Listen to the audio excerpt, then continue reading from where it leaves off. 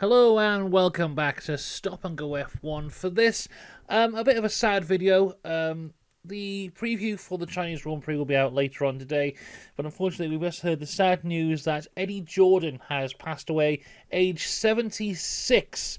It was announced last year that he had prostate and bladder cancer and that he was fighting it, but it looks like, unfortunately, that has come to an end now as he passed away seemingly this morning. Very sad news.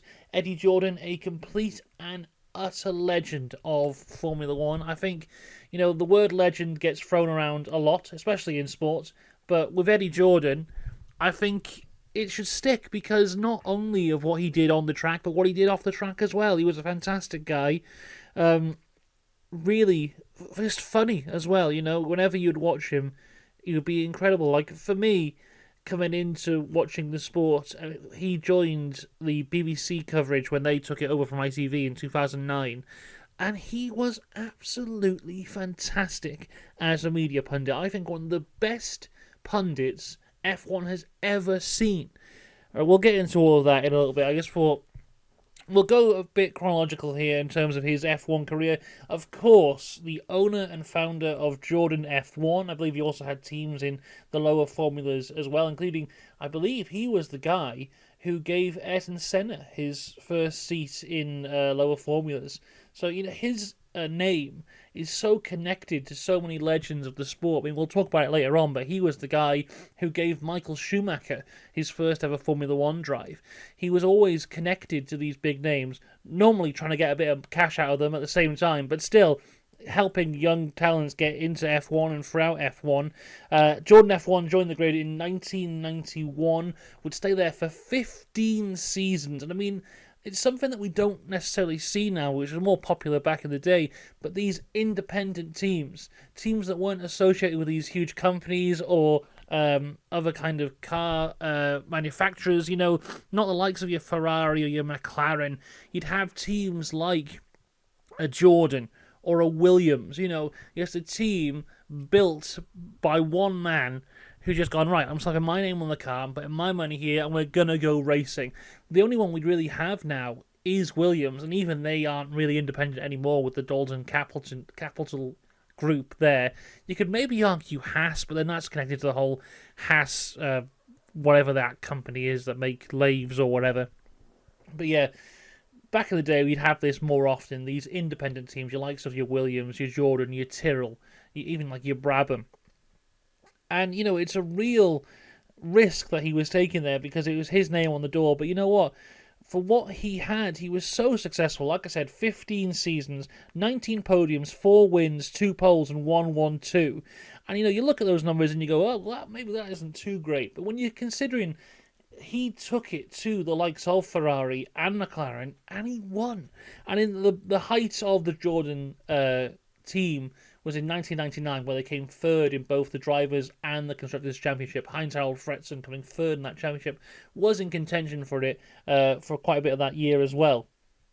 Just being able to run a team to be equal to the likes of your Ferrari and your McLarens at that time, they had so much history in the sport, and this small independent team was able to take it to them. I mean, it's absolutely fantastic. And of course, that legacy of that Jordan team continues through to today because they would eventually get sold. I think I might get a bit wrong, but Spiker, Midland, they were in there as well. Eventually that would become Force India, which will become Racing Point, which now is Aston Martin. This team with this seemingly endless potential, unlimited money. Adrian Newey's there, Fernando Alonso's there, and all of that can trace its history back to this small, plucky Jordan team. And I mean, I think when I would listen to Eddie Jordan's podcast, you could tell that was something he was so proud of. Even though they don't have a Jordan sticker on the side of the car anymore, he still knows and he still knew that that team came from him. He started it years ago, and it transformed all these years, and it's still, up until last year where they launched this new fancy factory for Aston, they were still using the Jordan factory. It was still the same one that he had been a part of. And I mean, that team and the Jordan name will always go hand in hand, not just because of that history, but also Eddie Jordan was Adrian Newey's manager when Adrian Newey signed this new fancy deal for Aston. So even all these years later, he's still intertwined with the Formula One world and with that connection there. And, I think he's just fantastic. I love Eddie Jordan so much. I mean, here's some names that raced for the Jordan team. Fisichella, Heinz-Harald Frentzen, Jarno Trulli, Ralf Schumacher, Damon Hill, Eddie Irvine, the amazing Andrea de Cesaris, Martin Brundle, Jean Alesi, and there's two names here who had their first ever race with Jordan F1, Rubens Barrichello and Michael Schumacher. The era of Ferrari, which was the most dominant in its history, had two drivers, and their names were Rubens Barrichello, Michael Schumacher.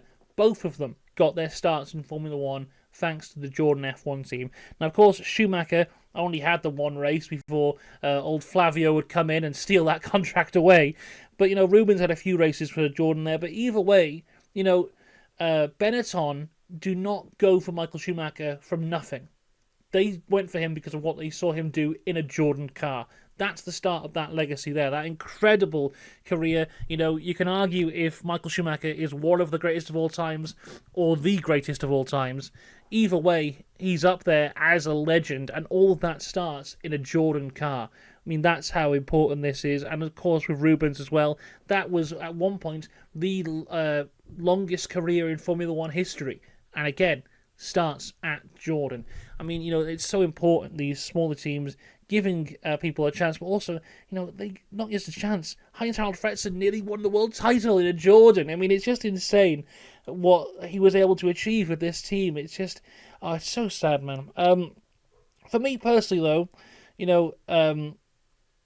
people around about my age, of course, they will maybe remember the Jordan team, but the reason that they will remember Eddie Jordan the most is his punditry work. Now, as I said, in 2009 in the UK, the rights for F1 went from ITV to BBC, and BBC launched this new punditry team of Jake Humphries as the presenter, who previously had worked on Bamzuki, which was one of the most incredible children's TV shows of all time. They brought in David Coulthard, who had just retired the year before, and Eddie Jordan was there as well. And that trio, for me as a Formula One fan, in my lifetime that I have watched, it has never got better than that. They are the best it's ever been. When you watch their stuff now and compare it to what Sky are putting out, it is in different leagues. I think the Sky broadcast is dreadful. That trio was amazing because not the whole idea of it, it's so simple really. You had a presenter there, Jake Humphrey, who was a very good presenter. Then you had someone with a driver's perspective in David Coulthard, someone with a team's perspective in Eddie Jordan, and then you got this totally different perspectives as you went along. And the thing as well that I loved the most about Eddie Jordan and David Coulthard was it was very obvious that they had this very strange relationship where they liked each other, but what they loved even more was arguing with each other. And Eddie Jordan could have an argument with someone who couldn't speak, because that's just the kind of guy he was. But they would just be fighting all the time, and Eddie would just constantly be poking him all the time, and it was fantastic to watch. And what I loved the most about Eddie Jordan as a pundit, and as he would do these interviews as well, fantastic interviews, he would have quite regular interviews with Bernie Ecclestone at the time. And what I loved about him as an interviewer, and this is something else that is lost from modern Formula One, was he was never afraid to call someone out. I remember all the time, if he had something that he was unhappy with, he would call them out on it. His interviews with Toto Wolff, when at the heights of Mercedes dominance, he would constantly be calling them out for not choosing a number one driver or whatever it might be. What you find now from modern pundits is when a driver or a team principal isn't around, they'll say whatever they like. Then the driver or the team principal will turn up and they'll go, "Oh, great race, you did fantastic today." Eddie Jordan was not like that. Eddie Jordan would call someone out to their face every single time. And it would often make them feel a bit uncomfortable, but it was honest, journalism from a team boss, and that's what you'd come to expect from Eddie Jordan. Even today, in his Formula for Success podcast that he does with David Coulthard, they would have interviews on there, And if there's an awkward question, it's always going from Eddie Jordan, because he wants to know the answer, and he knows the viewers want to know the answer. I mean, he was absolutely fantastic. Also, what he would do, he would write poetry, and they would put it in the broadcast, either at the start or the end, and it would kind of like describe a season as a whole, or a race, or just whatever it might be. He was fantastic at it. He was a fantastic writer, and the way he would do the voiceovers for it as well. I was watching one this morning. It's called, is it A Salute to Racers or something like that? A Salute to Those Who Race. It is from the end of the 2011 Formula One season. But it is so well written and so well done. I'll put it in at the end of this video, and hopefully the video won't get taken down. But the way it's put together is so good that, of course, the pictures behind it are from the 2011 season. But you can take those pictures out and put in pictures of today. You can put in pictures of 1980, 1950. It perfectly encapsulates what motorsport is, and what racing is, and what sport is, to the point that the stories they're talking about in 2011 could still be applicable today for the words that Eddie Jordan has written. He was absolutely fantastic at that, and he's going to be such a big loss, not only for his legacy in terms of what the team did and what he did, but I think every pundit, interviewer, whoever it is today, should look at Eddie Jordan and be like, I want to be a bit more like that, because that was incredible. Let's not forget the amount of times he got in trouble. He was the man who broke the story that Lewis Hamilton was leaving McLaren and going to Mercedes. He wasn't supposed to. There was an embargo on that. You weren't supposed to say it. He went on live TV and he just said it, because he's just like, the people need to know. And it's just like, okay. Apparently people were annoyed at him, but it's like, that's Eddie being Eddie. That's just who he is. I mean, he's fantastic. I love him so much. He's a fantastic pundit, he's a huge loss. A huge loss. And I imagine his legacy probably won't be properly reflected, because, he's not... What tends to happen in sport a lot is, unless you're one of the greatest of all time, you kind of get pushed to the side. And of course, Jordan was not the greatest team of all time, but they are pretty damn good, and they deserve the respect, and as does Eddie Jordan. What a huge, huge loss to the world of Formula One. Yes, in the comments, let us know your memories of Eddie Jordan, and yeah, what a guy. An absolute hero. Man. Right, there you go. Rest in peace, Eddie Jordan, you absolute legend. We'll be back later on today for all things Chinese Grand Prix preview. Until then, let us know your thoughts, your feelings, your memories of the late, great Eddie Jordan. We'll see you in a little bit. Goodbye. A salute to those who race, who ride in the crucible where success and failure scream by. Two contrasting sides, separated only by fractions, by a thin, brittle line.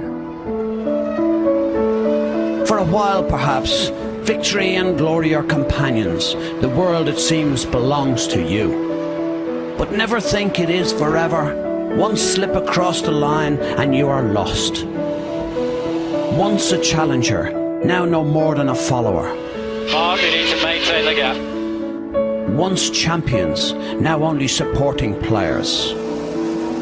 Those left in the chasing pack turn to bickering, clawing and scratching as they search for that elusive glory again.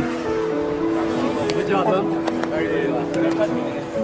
At times, there is also a glimpse through the window to the world outside, where good times and bad have far more meaning than mere sport can offer.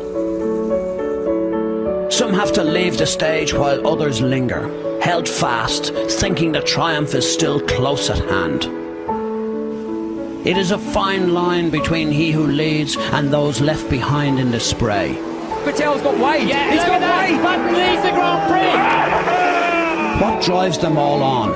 It is the thought of glory, which in the end can fall only to one man. So a salute to those who race, to those who win and lose, succeed and fail in the blink of an eye. And a salute to the champion, to the man who for now enjoys the favours and the spoils. But know that in the quickest of sports, success can be fleeting, and savour the glory while it lasts.